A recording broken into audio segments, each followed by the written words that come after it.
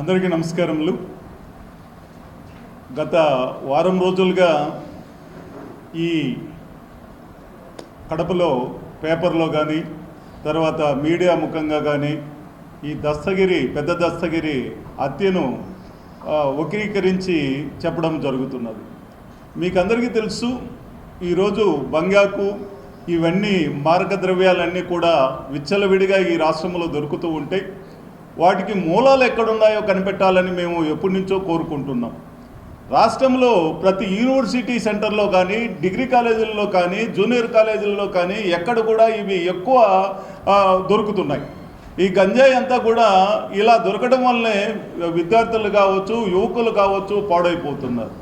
ఇందులో భాగంగానే ఈ చెన్నూరు, అలంకానపల్లి పరిసరాల్లో ఈ గంజాయి తాగేటటువంటి యువకులంతా కూడా, చిల్లర గ్యాంగి అంతా కూడా ఈ హత్య చేయబడడం జరిగింది. పెద్ద దస్తగిరి అనేటటువంటి వ్యక్తిని చిన్న చిన్న గొడవలతో హత్య చేయబడడం జరిగింది.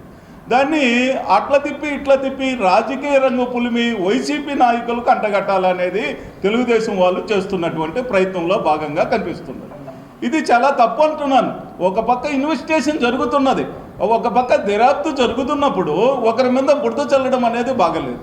ఎప్పుడైనా కూడా ఇన్వెస్టిగేషన్ చేయండి, ఆ మూలాలు ఎక్కడున్నాయి, తర్వాత ఈ గంజాయి ఎవరు అమ్ముతున్నారు, ఆ పిల్లలు ఎలా తాగారు, ఎక్కడెక్కడ తిరుగుతున్నారు, వీళ్ళు ఎవరితో ఏ విధంగా ముందుకు పోతున్నారు అనే దర్యాప్తు చేయండి. దర్యాప్తుతో తేలుతుంది. అంతలోపలనే నిత్యానందరెడ్డికి సంబంధాలు ఉన్నాయి, లేకపోతే రవీంద్రారెడ్డికి సంబంధాలు ఉన్నాయి. వీళ్ళేం వ్యాపారాలు చేయకూడదా? వాళ్ళు వ్యక్తిగతంగా రాజకీయాల్లో ఉంటే వ్యాపారాలు చేయకూడదని ఎక్కడన్నా ఉందా? వ్యాపారాలు చేయొచ్చు. వాళ్ళు సరాసరి ఆ పెద్ద దస్తగిరి అనేటటువంటి వ్యక్తితో రవీంద్రారెడ్డి గారు కూడా వ్యాపారాలు చేస్తుంటారు. అందరితో పాటు తెలుగుదేశం వాళ్ళు, వైసీపీ వాళ్ళు, మిగతా నాయకులతో పాటు మా వాళ్ళు కూడా చేస్తుంటారు. చేసినంత మాత్రాన అతని దాంట్లో ఇన్వాల్వ్ అయినట్ల. నిన్ననే వాళ్ళు ప్రెస్ మీట్ కూడా పెట్టడం జరిగింది. వాళ్ళ భార్య వాళ్ళు, మాకు రవీంద్రారెడ్డితో కానీ, నిత్యానందరెడ్డితో కానీ ఎటువంటి లావాదేవీలు లేవు, ఎటువంటి విభేదాలు లేవని స్పష్టంగా వాళ్ళ ఫ్యామిలీ అంతా కూడా చెప్పారు. పెద్ద దస్తగిరి తమ్ముడైతేనేమి, పెద్ద దస్తగిరి భార్య అయితేనేమి, వాళ్ళ కుమారుడు అయితేనేమి, వాళ్ళందరూ కూడా వచ్చి ప్రెస్ ముందుకు వచ్చేసి దర్యాప్తు చేయండి, ఎందుకు జరిగిందో తెలియజేయండి, మమ్మల్ని వేరే వాళ్ళ మీద అపవాదం వేయడం మంచిది కాదని స్వయంగా వాళ్ళే చెప్తున్నారు. అట్లా చెప్తూ ఉంటే కొంతమంది తెలుగుదేశం నాయకులంతా కూడా పేపర్ల పరంగా ఈ ప్రకటనలు ఇవ్వడం, పలానోళ్ళకు సంబంధం ఉంటుంది, పలానోళ్ళు వ్యాపారం చేయడం లేదా, వాళ్ళకి వేల కోట్ల వ్యాపారాలు చేస్తున్నారు, వేల కోట్ల ఆస్తులు ఉన్నాయి. ఏంటండి ఇదంతా? ఎవరు వేల కోట్లు సంపాదించుకున్నారు, ఎవరు వేల కోట్లు సంపాదించుకోవడం లేదు? ఈరోజు తెలుగుదేశం నాయకులకు తెలియదా? ఈరోజు ఎక్కడ చూసినా అవినీతిమయం. అమరావతి కడుతున్నారు, అమరావతిలో ఎక్కడ చూసినా అవినీతే జరుగుతుంది. ఒక్క స్క్వేర్ ఫీట్ ఎంతండి? మామూలుగా పెద్ద నగరాల్లో కడితే 4,500 అయితే బ్రహ్మాండంగా బిల్డింగ్లు తయారవుతాయి. ఇప్పుడు ఎంత కడుతున్నారాడా? 12,000 నుంచి 16,000 వరకు స్క్వేర్ ఫీట్కు డబ్బు తీసుకొని బిల్డింగ్స్ తయారవుతున్నాయి. ఎంత కిలోమీటర్కి ఎంత అవుతుందండి? కిలోమీటర్కు 4 కోట్ల రూపాయలు అయితే బ్రహ్మాండమైన రోడ్లు వేసేదానికి అవకాశం ఉంటుంది. ఎంతగా వేస్తున్నారు? 12 కోట్ల రూపాయలకు రోడ్లు వేస్తున్నారు. ఏంటి? ఎక్కడ చూసినా అవినీతి జరుగుతున్నది తెలుగుదేశం హయాంలో. కాబట్టి ఈరోజు అందరూ కూడా ఇబ్బంది పడుతున్నారు. ఉద్యోగస్తులు ఇబ్బంది పడుతున్నారు, తర్వాత నిరుద్యోగులు ఇబ్బంది పడుతున్నారు, రైతులు ఇబ్బంది పడుతున్నారు.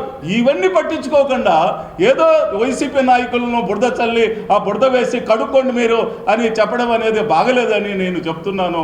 రాబోయేటటువంటి రోజుల్లో నిష్పక్షపాతంగా నేను అధికారులు కోరుతున్నాను, ఎస్పీ గారిని కోరుతున్నాను, నిష్పక్షపాతంగా దీన్ని దర్యాప్తు చేయండి. ఎవరైనా దోషులు ఉంటే తప్పనిసరిగా శిక్షించండి. కానీ నిరపరాధులను వాళ్ళ మీద అబద్ధాలేసి వాళ్ళను మానసికంగా హింసించవద్దు, మానసికంగా ఇబ్బంది పెట్టవద్దు అని నేను పత్రికా ముఖంగా తెలుగుదేశం నాయకులందరికీ కూడా నేను కోరుతున్నాను. ఎట్టి పరిస్థితుల్లో కూడా ఎవరు కూడా మాట్లాడేటప్పుడు ఏం జరుగుతున్నది, ఏం జరగలేదు అనేది కూడా తెలుసుకొని మాట్లాడాలనేటటువంటిది నేను తెలియజేస్తున్నాను. హనీ ట్రాప్ ఈరోజు తీసుకోండి, అనంతపురంలో జరిగినటువంటి విషయం మీరు చూడండి. దాంట్లో ఎవరు ఇన్వాల్వ్ అవుతున్నారు? మర్డర్లు అన్నీ జరుగుతూ ఉంటే గుంటూరులో మొన్న జరిగింది, ఎవరు ఇన్వాల్వ్ అవుతున్నారు? ఎక్కడ ప్రజాస్వామ్యం బయటికి పోతున్నది? మొన్న అంబటి రాంబాబు ఇంటికాడ 5 గంటలకు బిగించేస్తే రాత్రి 12 గంటల వరకు కూడా యుద్ధం జరుగుతూనే ఉన్నది. ఒక పక్క రాళ్ళు వేస్తూనే ఉన్నారు. తెలుగుదేశం ఎమ్మెల్యేలు ఉంటారు, తర్వాత మార్కెట్ యార్డ్ చైర్మన్ ఉంటారు, గ్రంథాలయ చైర్మన్ ఉంటారు, అంతా పెద్ద పెద్ద నాయకులు పాల్గొని 5 గంటల నుంచి రాత్రి 12 గంటల వరకు నిర్బంధించడం అంటే ప్రజాస్వామ్యం ఎక్కడ ఉందండి? అలాగా నాయకులు అందరి ఇళ్ళ కాడ కూడా పెట్రోల్ బాంబులు వేయడమేమి, రాళ్ళు వేయడమేమి, ఈ విధంగా ప్రజాస్వామ్యం అంతా కూడా మంట కలిపిపోతూ ఉంటే ఈ కడపలో ఏదో జరుగుతున్నది, ఏదో డైవర్ట్ పాలిటిక్స్ అనమాట. ఎక్కడ తప్పు జరిగితే అప్పుడు వైసీపీ వాళ్ళ మీద నెట్టడం, ఇది చాలా తప్పు అంటాను నేను. ప్రజాస్వామ్యబద్ధంగా మీరు ఏమైనా మాట్లాడండి, ప్రజాస్వామ్యబద్ధంగా మీరు విమర్శించే హక్కు మీకు ఉంటుంది. కానీ బురద చల్లడం అంటే ఇంకొక రకంగా బురద చల్లడం కాదు, ఆ విధంగా చేయొద్దని తెలుగుదేశం నాయకులు హితవు చెప్తున్నాను. అదేవిధంగా రాబోయేటటువంటి రోజుల్లో కూడా ఎవరు కూడా మాట్లాడేటప్పుడు ప్రజాస్వామ్యబద్ధంగా మాట్లాడదాం, ప్రజాస్వామ్యబద్ధంగా ముందుకు పోదాం. ఈ పెద్ద దస్తగిరి హత్య కేసు మాత్రం డెఫినెట్గా ప్రజాస్వామ్యబద్ధంగా అధికారులందరూ కూడా నిష్పక్షపాతంగా దర్యాప్తు చేయండి అని మేము కోరుకుంటున్నాం. Thank you.